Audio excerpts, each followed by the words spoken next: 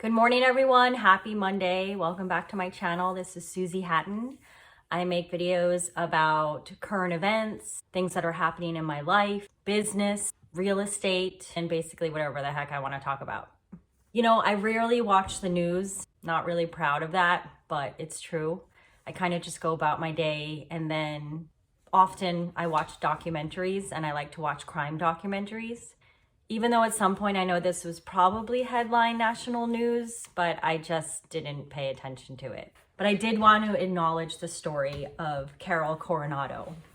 This story is particularly heartbreaking for me because, as many of you know, I struggled with fertility for 14 years.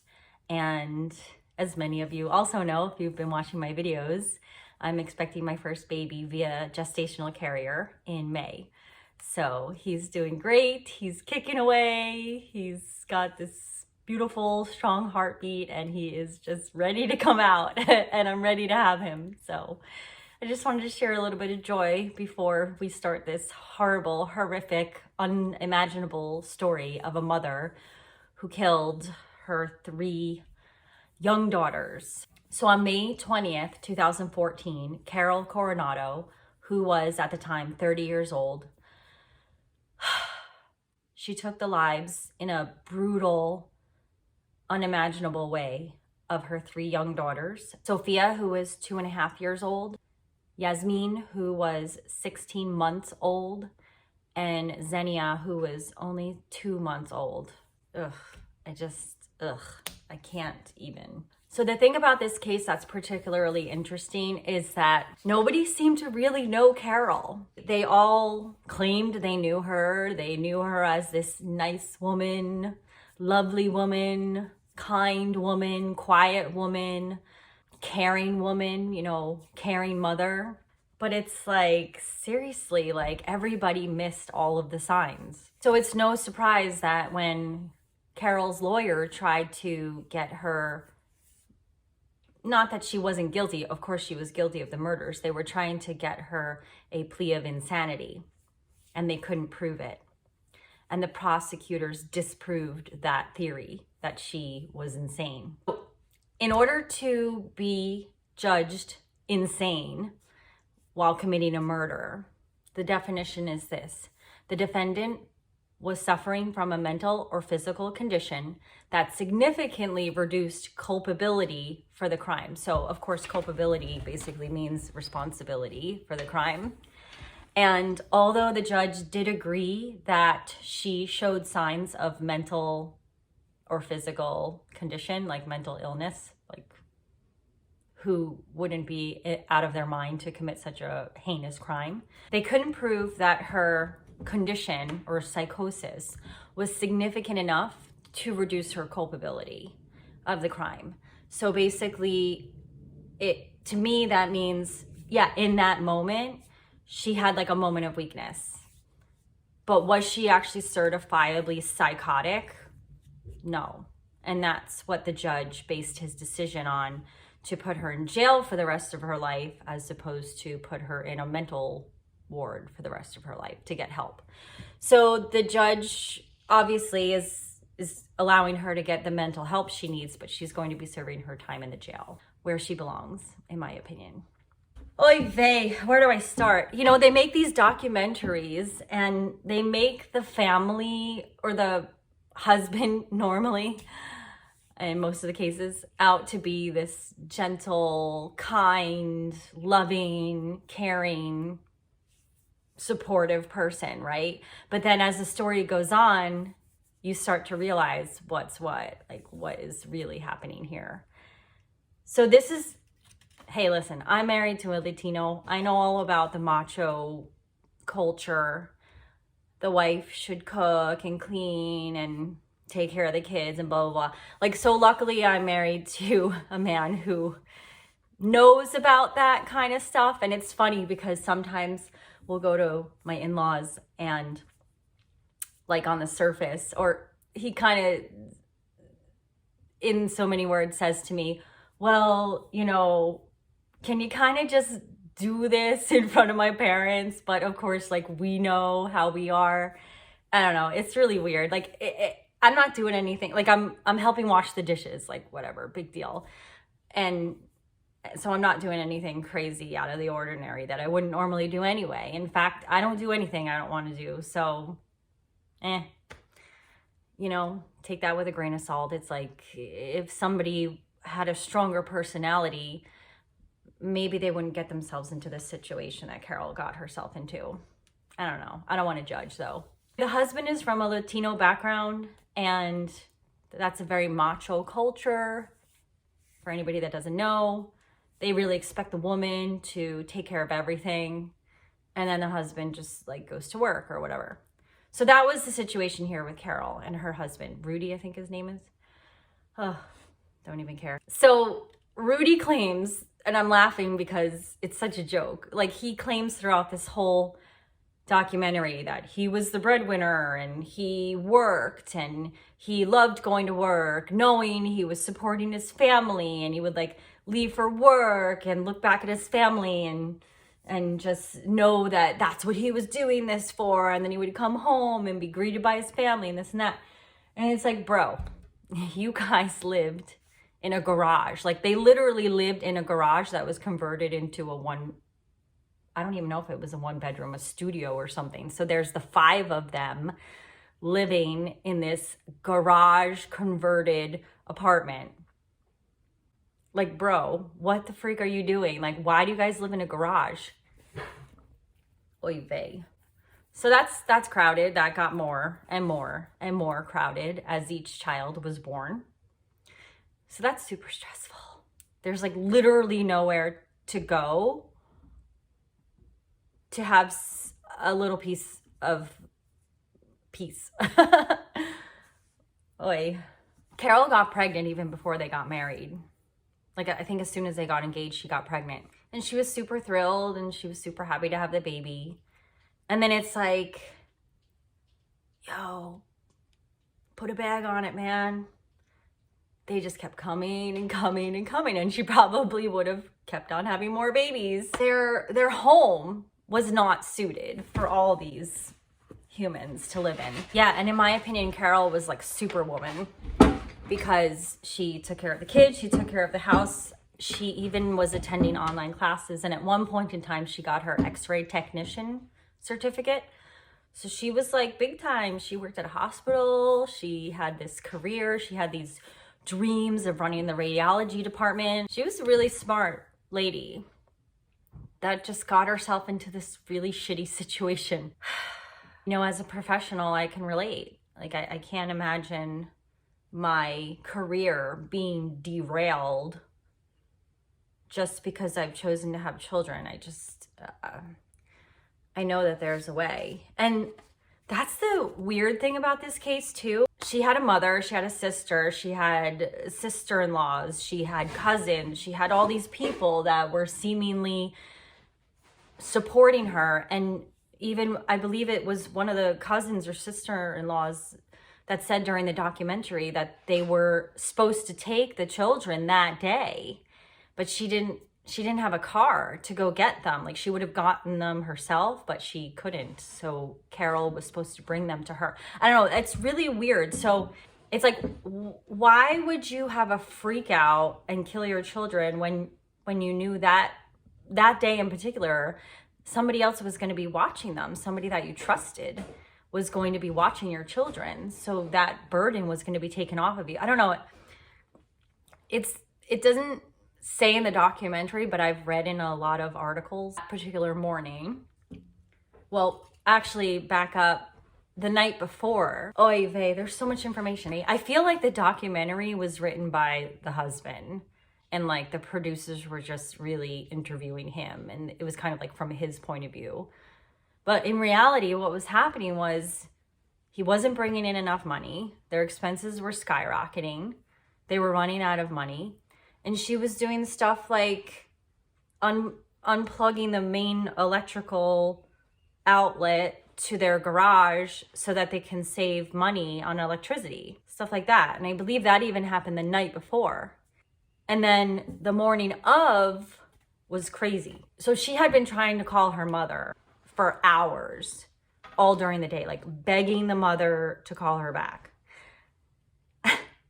This just makes me laugh because I have to laugh because it's so ridiculous. Like, if your family member is calling and calling and calling and calling, and then the husband's calling the mother as well several times, like all these people are calling you, like, yeah, I get it. You're driving a bus. You're super busy driving a school bus. Pull over and answer the phone or call back. Like, why would you go from 6:30 in the morning until 4:15 in the afternoon and not call your daughter back, or at least call her husband or something to figure out what's going on? It just doesn't make sense to me. Like, I know people that drive school buses, yeah, they're like super busy in the morning and then they're super busy in the afternoon. But like, what y'all doing during the day? Like at noon? I know you ain't driving a school bus because all those kids are in school. So that was really suspect and weird.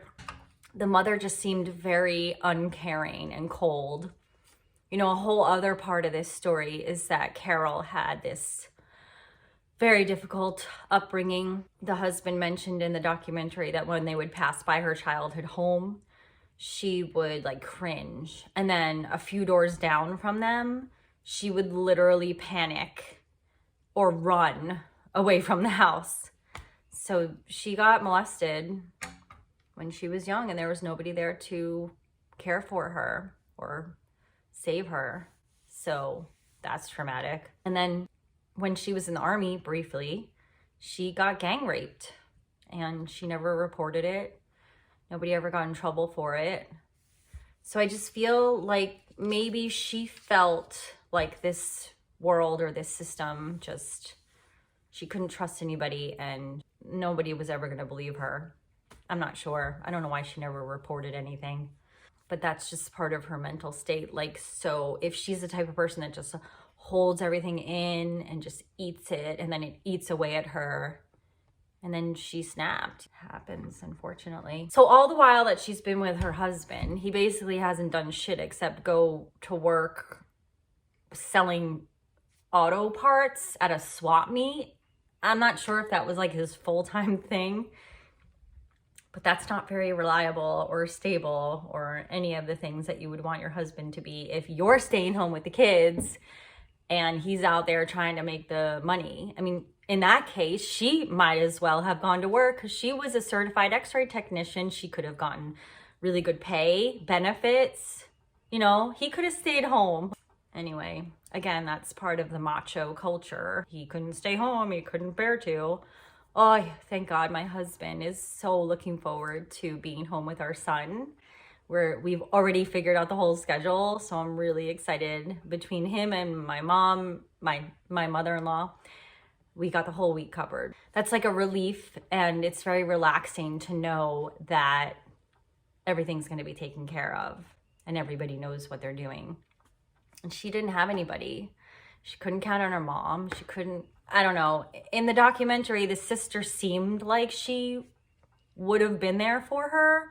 But why wouldn't she call her sister? Like, if I was having like a fucking emotional breakdown, then I would be calling my mom, but I would also be calling my sister. Like, why didn't she call her sister or anybody else for that matter that's in her life? It's just very odd. So some of the articles that I've read state that the morning of the day that it happened, that one of the kids had an accident in the bathroom and there was, you know, number 2 all over the place. And apparently the husband found it or knew about it and like didn't help at all and just left to go to work across the street, apparently. Like, I don't really get that. Did he work across the street? I'm not sure. He was working on his car. Was he just working on his car and also working at the same time? It's really unclear. I'm not sure if where he worked was across the street from where they lived or what. But anyway, he was out. He left and she had to deal with the cleanup. So that already like set the mood for the day. And apparently that morning, he did admit that morning that she was yelling at him and freaking out. And it was probably partly because of the accident in the bathroom. And maybe she just started to really have it, like, you need to help me with these kids kind of thing. And he was like not having any of it. So he just left. And then the timeline is really weird. And I've been trying to research this and I can't find the time of death for the children. Like, I feel like that's really important because according to the documentary, the phone calls that she placed to her mother started at 6:30 in the morning. But the mother didn't come home till 4:15 in the afternoon and found the daughters dead on the bed, placed on the bed, dressed in dresses. So at first the mother didn't realize that the girls were dead because I guess Carol had, done the deed, cleaned them up, dressed them, and laid them down on the bed. So when the mother came in, she thought the kids were sleeping. So there couldn't have been any sign of blood or anything, at least nothing visible. And then at that time, Carol was naked and she was holding a butcher knife and she was ready to kill herself. So it's really suspect that all these calls started at 6 in the morning and then nothing happened till 4:15 in the afternoon. I just don't believe it. I feel like Carol did the deed. Oh, and here's a really, really important point that they didn't mention in the documentary.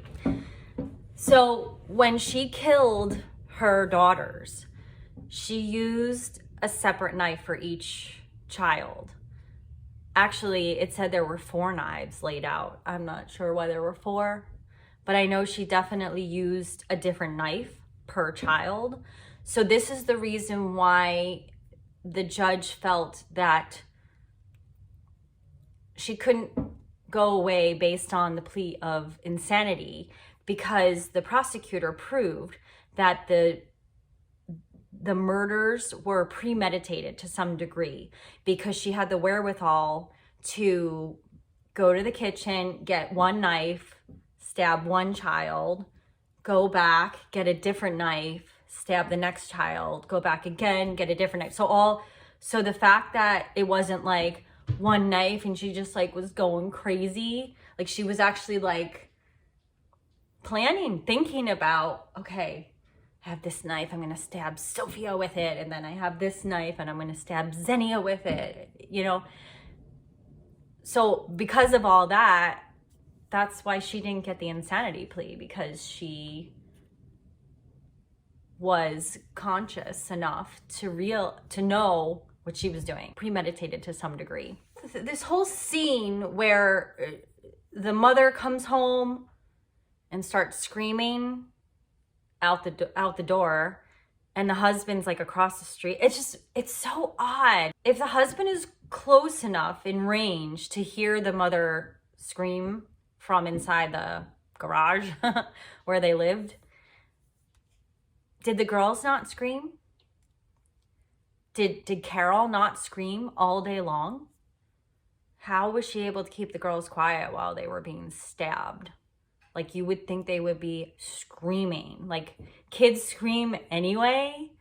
And if they're being hurt, like, wouldn't they scream like more, even louder? Like, why wouldn't he come to see what's going on?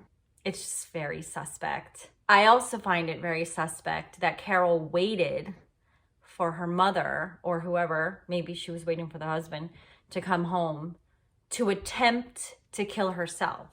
So if she really wanted to kill herself, she would have done it right after she killed all the kids. So I really don't think that she wanted to kill herself. And she had enough time to know what was going on, what she did. My gosh, she even like redressed, like cleaned them up and redressed them. Like, how does she not know what she did? Okay, let's say you're even just having a panic attack, which just sounds more like what she might have had. Also, I know that after you give birth, they call it the baby blues, where your hormones are kind of like crashing. So you feel really crappy, you feel depressed. But would that make you commit murder? So they're saying that there's this thing called postpartum psychosis, where you have feelings that you want to kill your children. And I've heard this before, but most people just like have the thought and then they don't act on it. And they certainly don't act on it multiple times. So it's hard to know exactly what was going on in her mind. But we do know enough that she, to some degree, knew what she was doing, unfortunately. I think ultimately, I'm sure she didn't want to do that, but she was just so unhappy in her life. Her life was so crappy. When you're little and you think about your life, you think, oh, I want my life to be better than what it is now. And actually, her life was worse because she lived in a garage. At least when she was growing up, she had a house. And it just seemed to me, and probably she realized it as well, that there was just not going to be any way out. She was going to be stuck with these minding the kids, not being able to go back to school, not being able to go back to work. It was just like no light at the end of the tunnel, unfortunately. And it's really sad. It's really sad. At the same time, she's a smart woman. So for her to allow herself to get into that situation, it's like, why? Why would she have all those babies living how she was living, knowing that there was not going to be any other way to live? Knowing that with each child that she was bringing into this world, her life was getting that much harder in every way, especially financially. Oy vey. To be financially unstable, to me, is the worst. It's the absolute worst because it's so stressful. So in my opinion, I agree with the judge. She had an episode, a mental breakdown, you could say, but she was perfectly sane and perfectly able to know what she was doing. It was just a heartbreaking occurrence that happened.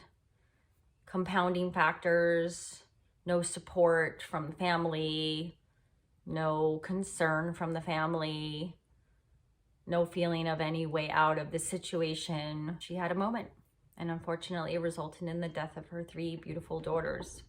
So I guess the lesson here is have a plan. Before you have kids, like, have your plan. Okay, what's our life going to look like? What am I going to be doing as a woman? How are my family members going to be contributing to helping out raising this child or daycare? And I think just having a plan for your life, how your everyday today is going to go. Like, are you going to continue working? Who and when are they going to watch the children? And I believe that that will save a lot of heartache in the future instead of just like randomly oopsing having children. That's my opinion. Okay, have a wonderful, awesome Monday. Have a great week. If you have any additional knowledge that I didn't talk about, please share. And I also want to know your thoughts. It's not that I don't have sympathy for this woman. I just don't believe that she was psychotic, like everyone was trying to prove that she was. And that's it.